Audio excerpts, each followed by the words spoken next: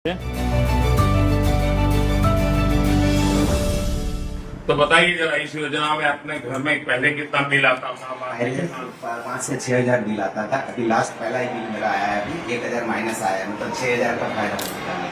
यानी एक साल का कितना फायदा हो? एक साल का 72,000 तो नहीं मिल सकता। करीब करीब 75,000 रुपया आप कमाएंगे। तीन साल में हमारा 2 साल में फ्री हो जाएगा सब। और सरकार की तरफ से कितना मिला? 78,000 रुपये 78,000 रुपये मिले और बिना कोई तकलीफ एक महीने के अंदर तो आ गया।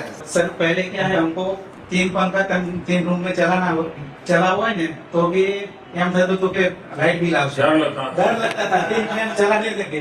હવે શું હોય કે આ પીએમ સૂર્યઘર મફત વીજળી યોજના આવી ને, એટલે અમારે એટલો બધો ફાયદો થયો કે હવે એસી भी बिंदास चलेंगे के सर। एसी जी सर, इससे हमने बहुत कितना